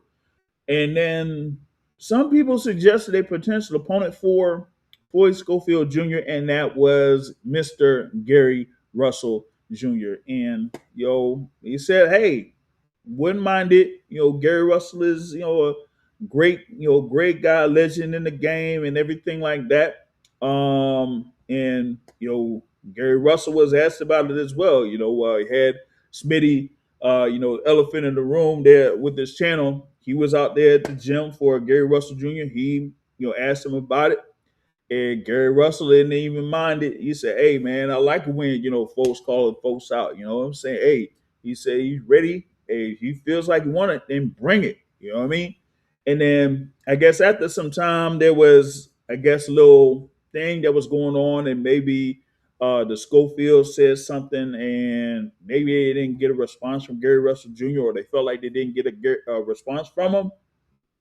Well, apparently, I guess it was something that was said by the Schofields or whatever it is, and Gary Russell kind of like heard it, and so he had it looked like he didn't have a response. But hey, earlier today we did have a response, so I'm gonna see here if I could go ahead and share this thing here, so it would be on the thing. Yeah, it should be able to share the tab audio. All right, so I don't know if this thing gonna be live or anything like that, but I'm gonna go ahead and share this thing here, man. I might have to do a replay of sorts here on this thing. So all right, here it is. Let's see if we can run it here real quick. What do you got? Dan to be great and challenging themselves by fighting, real fighters. But I just got on the internet and it said some shit like Schofield Father said something like we was ducking him and you ain't getting no response from me and everything else. Don't do that, Senior. Don't do that, Senior. I actually had a little respect for you I guess you and your son, just for mentioning my name and even mentioning the possibility that y'all said that y'all wanted to compete against me. But don't make it seem like you didn't get a response from me. I was under the impression that y'all are scheduled to compete. Y'all was scheduled to compete in April. Don't make this shit personal, but it's too late at this point. Just to let you know. So for the fans and everybody else, Schofield Sr., Schofield Jr., since you said you didn't get no response from me, this is my official response. I want your son now. So there you go. That is the statements there from Mr. Gary Russell Jr. And I ended up sharing that on social media, sharing that on Twitter or whatever it is. And man, I don't know what it was, but something about like Mr. Gary Russell Jr. If you post something from him or whatever it is, it'll get some feedback. They're on social media, and a lot of people like retweeted it, liked it, all that type of stuff. You know how it is with the, I wouldn't necessarily say viral, but it'll gain some steam or whatever it is. You know what I'm saying? But at the same token, though, there were a couple of people that responded on X when I had posted it. But there was one person in particular that did share something on Twitter, but he actually posted it on Instagram, and that was Floyd Schofield Sr. Okay, and he ended up responding to the post made by Mr. Gary Russell Jr. Hopefully I'll be able to share that as well. trying to get the thing on here for Floyd Schofield Sr. So let me see here if I could, go ahead and cue it up here. So I'm gonna see here if I could do it. So yeah, let's see if I could, run that here real quick. Let's see how it So I works. don't know where people come in saying some other stuff. You the only champion that responded back. To tell you the truth, all them other champions are ducking, man. And so that wasn't geared towards you. That was talking about Shakur Stevenson. That was talking about Tank. That was talking about Abdullah Mason. That was talking about Keyshawn, not a champion, but he was Keyshawn. That has nothing to do with you. You the one that responded, and we look forward to sharing the ring with you. One, because you are OG, a veteran, and you're good as shit. So I just want to clear that up, brother, before people start trying to fan a flame that was never there. And peace and blessings to you and your family. I was talking to Paulie about you, the attorney that works with you and your family. So we got a common friend. So either way, have a blessed one. Enjoy. I just seen. So that's Floyd Schofield Sr. Right there. So he ended up responding there and said, "Hey, whatever we said that was directed at other champions there in the lightweight division. We talked about Tank Davis. He talked about Abdullah Mason. We talked about Shakur Stevenson, who of course like held the WBC belt, and he was talking about Keyshawn Davis, who was the WBO lightweight champion at one point, but that was like over a year ago. Okay, but we try to clear all of that stuff up as far as like any type of animosity or something like that. But he still says that they will want that shot to fight Gary Russell Jr. It's just more of like a whole respect type of thing instead of trying to go off the rails with it. But God, Dondrick says that hey, he wants that fight between Gary Russell and Floyd Schofield. Man, he would want to see that fight. Hey, I mean, some people probably would want to see it. It's just what it would take in order to make that fight happen or anything like that. Wanted to get y'all thoughts on it there, brother Terrell, academic man. What do you think about this as a potential matchup? I mean, yeah, that'll be a great fight in terms of. I'm not gonna call Gary Russell an old lion yet. How is he now? What is he like 34? I'm like guessing though. You know what I mean? I mean, in terms of boxing, he's older. But he's not like a Keith Thurman. Out on his last day, trying to hold on to something. He's not like that. Yeah. So I mean, Gary Russell still has a lot left to give. A lot left to give in the tank for like that. But when I look at Schofield, I feel sorry for the kid. Right? What was that last year? Right? He was on a turkey card and got sick over the right. Mm. Right? When that correct? Yeah. And he's supposed to fight what? Hold on, Shakur, right?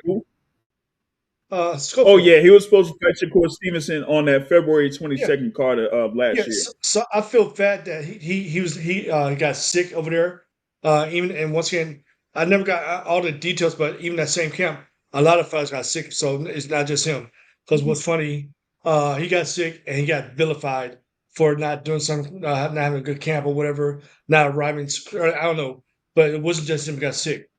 So I feel sorry for him that he didn't get that experience to fight a top level guy, right? And now here, fast forward, we get into this little internet scuff with Gary Russell and going a little back and forth like that. I mean, honestly, it'll be a good fight. We know that. I know, Yeah. and you know what would happen in that fight, though. He is schooled. Schofield would get schooled. That's what would happen. Now, And I do have to correct myself. Mr. Gary Russell Jr. is 37, like Keith Thurman. But still, when he did have his fight, that was last July. That was on that Pacquiao versus Barrios card. We did have Gary Russell Jr. back after an extended period of time, and he was able to get rounds in, score multiple knockdowns, and then ultimately get a stoppage in the last round. So a lot of people still, want to see what would be next out there for Gary Russell Jr. And even after that, there was a lot of talk about him potentially fighting a, maybe a Mark Messiah, who ended up going to Zuffa, or a Lamont Rhodes Jr. But Lamont Rhodes Jr. of course had his bout with Isak Pitbull Cruz. So here this And would what be weight was kind of that like at? His last fight. What weight was that at? what? Which one? Gary Russell's last fight. Oh, that was lightweight. Lightweight. Okay. Yep. Right. But still, So yeah. yeah, that was the thing because like he said in the interview that he had with Elephant my guy Smitty there, right? That they had him in the mix there for the rankings there at lightweight. And right now they got him ranked at number 9 in the WBA. And as I mentioned, Floyd Schofield is ranked number 1 in the WBA.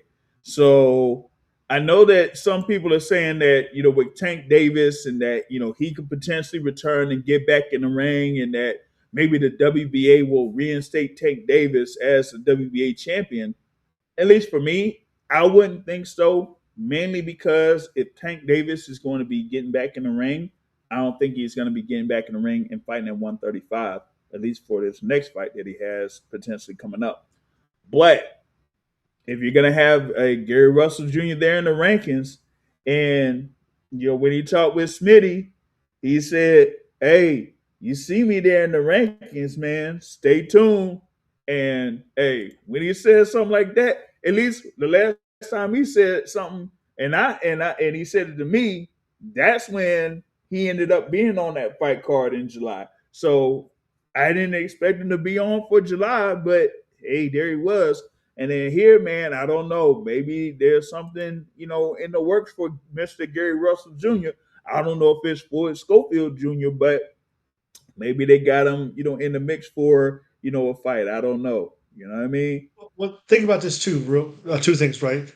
So Gary Russell, he's been focused on his brother, rightfully so. Yep. Champion 140. We know that.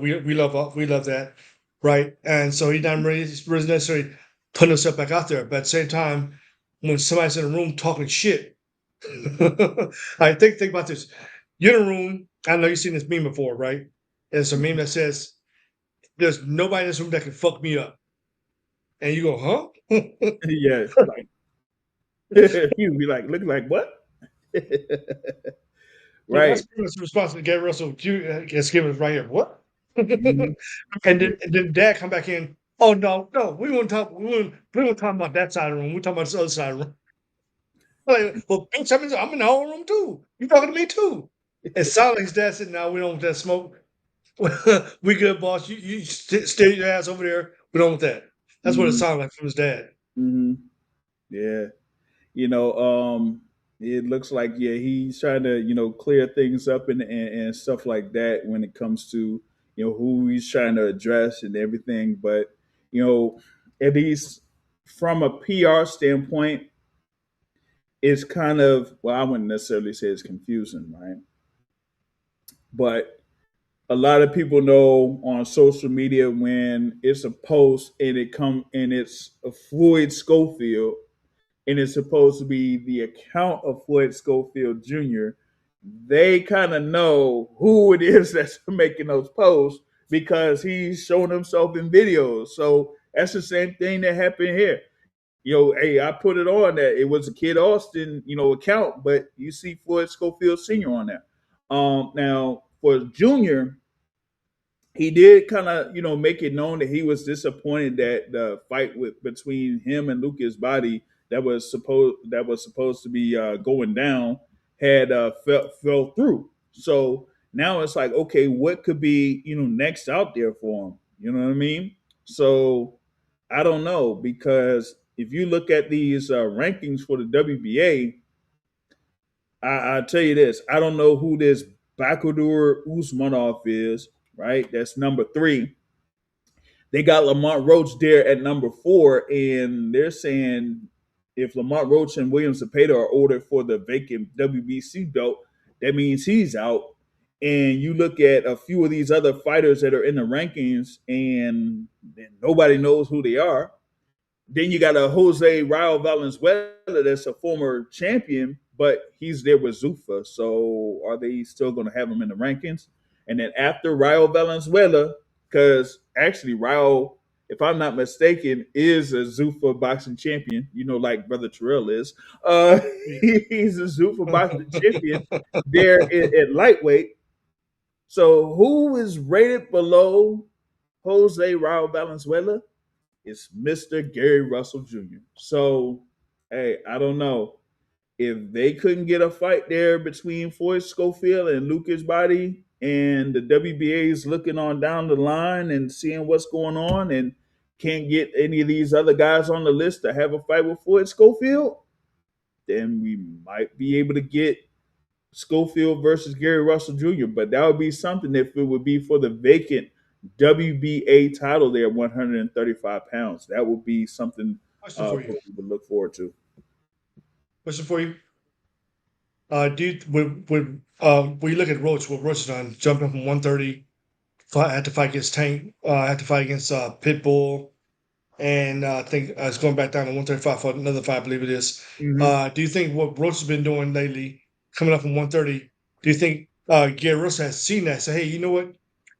Let me go and get active too outside of 130. Do you think it has been bearing? And particularly they're from the same area on top of that.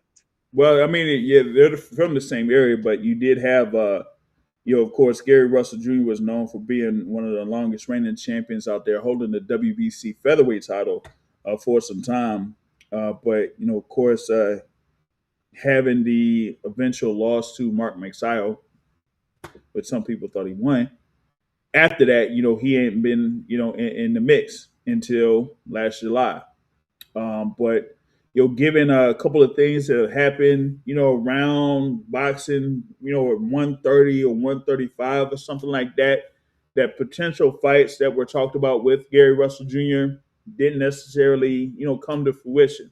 So now it's like, okay, what could be something where Gary Russell Jr. could get himself in the mix and be there as far as like at the top of a division, whether it's 130 or 135. And so here, this is a potential one.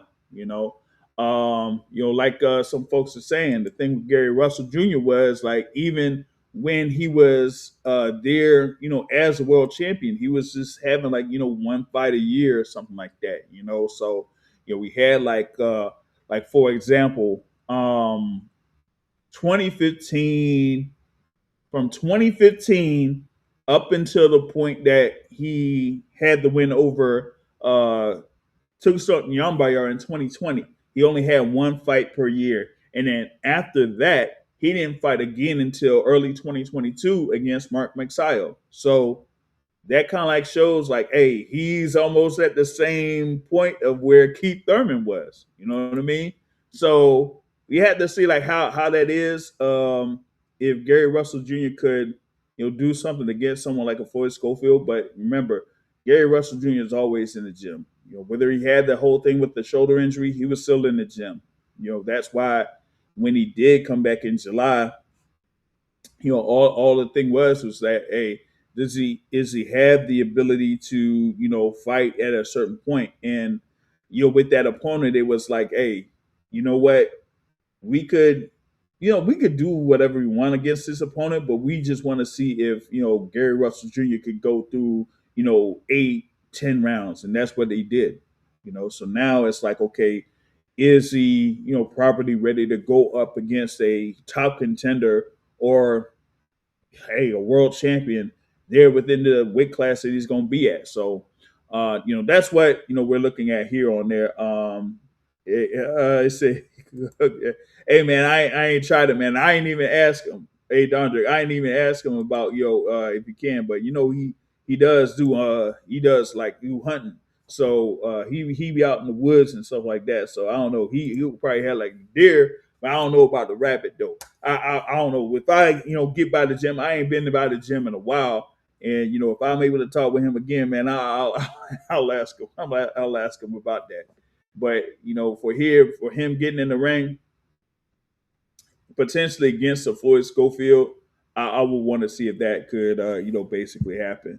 Next up, man, that I got on the docket, I'm gonna be looking forward to fights that's coming up on the schedule for next week. Okay, and one that is really standing out of course, is in the heavyweight division.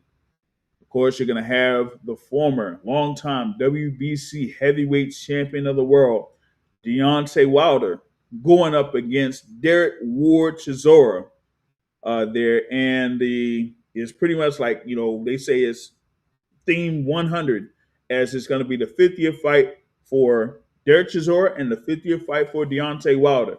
Now, we have it to where Chisora had said some time back that he would get up to fight number 50, and then after that, he would retire.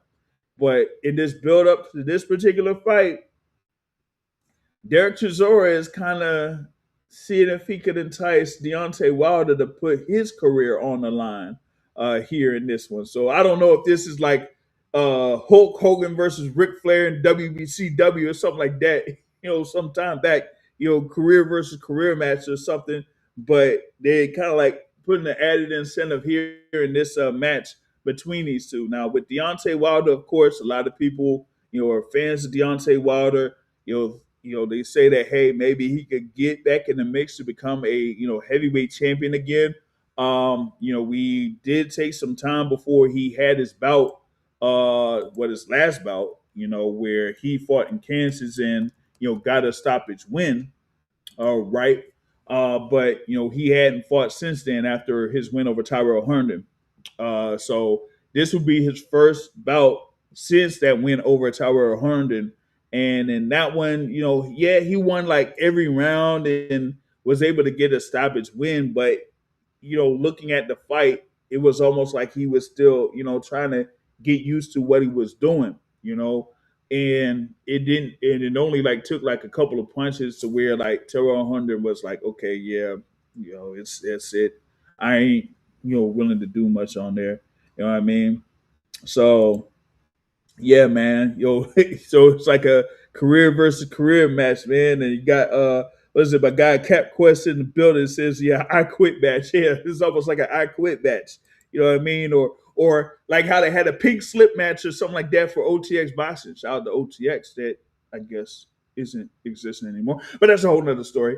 But let's get back into this whole thing here with Derek Chisora and Deontay Wilder. I'm looking forward to this here, man. This is headlining the fights there at the O2 Arena. Now we've seen, the atmosphere for, Moses Itauma versus Jermaine Franklin.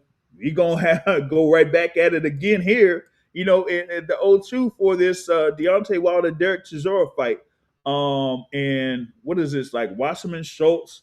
I think it's part of this. You got Queensberry Promotions promoting this, but it's like the headline promoter is MF Pro. So it's MF Pro, pretty much like their first like big event that they're doing is this. Wilder versus Chisora, 50 versus 50 here all on the line, man. So I'm definitely looking forward to it there. Terrell, what you got there on this, man? I mean, it's been an interesting lead up to this fight. And in this day and age, and for people reacting on to do stuff to get reactions on social media, this has been one of the most respectful lead ups to a fight in quite some time, right? Even just the civilness between Wilder and Chisora, respectful, no really going at each other like that, personal problems, things like that, which is different but appreciated. A lot of things that we've seen in boxing and face off and things like that. So we know both these guys have been out on the road for quite some time in their careers. We know we thought Chisora was going to be done, 5 fights ago, but he's still here. He's still living like one of these British roaches that just won't go away. But big up to him. But he knows this is probably his last good fight, last big fight, should I say, a notable fight in that regard. But at this point, they're both brick walls. Neither one wants to give an inch. They both want to win. If Chisora wins, perhaps he rides off into the sunset. Finally, perhaps. All right, but but Wilder still trying to keep hope alive. Who needs it more? I don't know. I mean, that's a lot of people here stateside. They want Wilder to continue on, but the things that we've seen from him in the past few years, it kind of suggests that, hey, you dog, if you're in my head doing twists in the ring, you might as well pack it up. So I mean, out being here, I'm here in America. I would like to see Wilder win. I would like to see Wilder give a good performance. But how long have we been saying that? A long time. A Yeah. long time. Yeah. And I am almost out of breath of maintaining that thought. You know. So I mean, I don't know, man.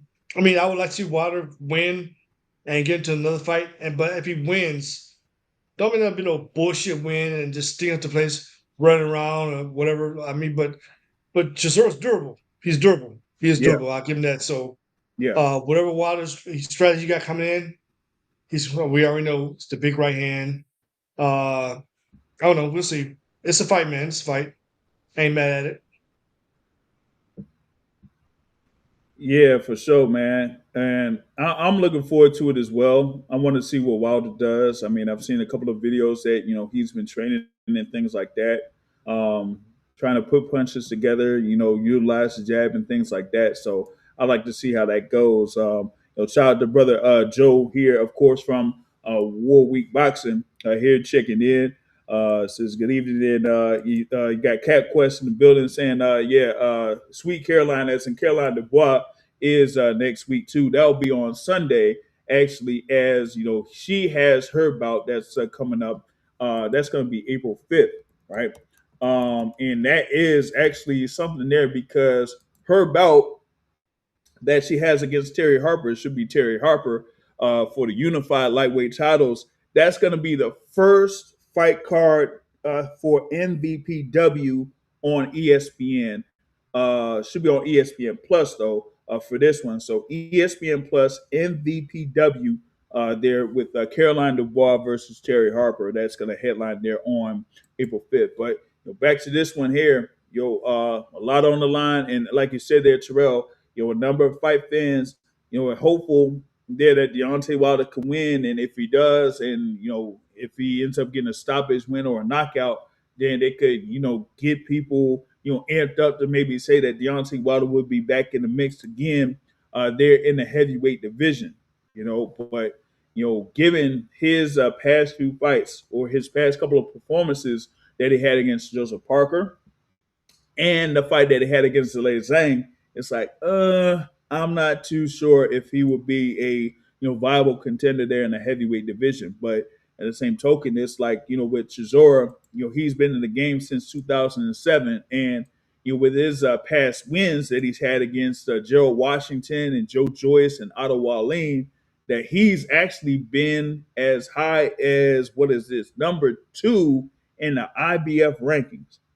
So if Deontay Wilder scores this win, then he could, enter himself as a potential contender out there in the heavyweight division. But given their status, like I've said, this is the 50th fight for both of these guys, right? So if you have Chisora winning and he rides off into the sunset, then that's basically it, for Derek Chisora. He ain't gonna fight anybody else or whatever it is. But if it's Deontay Wilder and he wins, then what would be next here for Deontay Wilder? And given that he's been in the game since 2008, that would be his 50th fight. I don't know if he would be interested in fights against any of these other guys that are out there within the heavyweight division, at least for young up and coming fighters. I mentioned the guys like the Fabio Wardleys, who's going to be fighting Daniel Dubois, Moses Itauma that scored that win against Jermaine Franklin. Even like a Age Cabello, who was the interim champion there for the WBC. Is Deontay Wilder going to be interested in that fight if he wins against Chisora? I don't think so.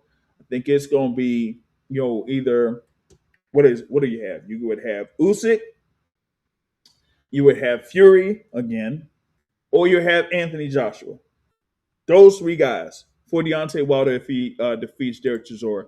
Outside of that, I really don't see Deontay Wilder being interested in a fight against any of those guys in the heavyweight division. So it's like, yeah, you have this fight with these 2 fighters, but the end result what does it mean for the heavyweight division? I'm not sure if it means that much for the heavyweight division as far as like what's going on at the top of the heavyweight division, So I think this is like one of those grudge matches of sorts, or like Cat Quest mentioned here on the chat, it's like a I quit match. So lose or leaves town, pink slip type of match, all that type of stuff.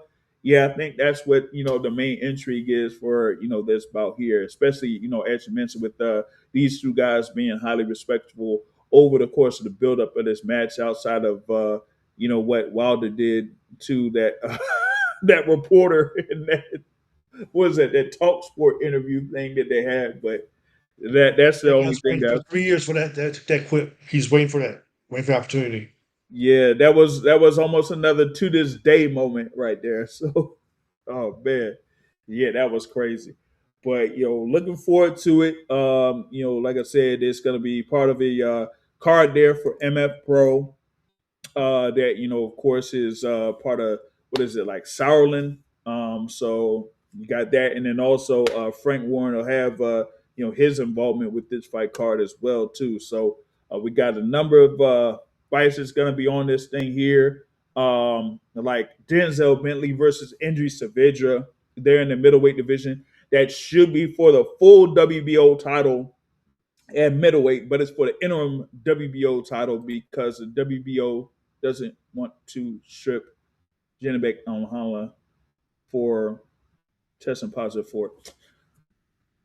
You know what, I want to be done with all that too, because like I said, WBO, come on, man, you slipped up on that.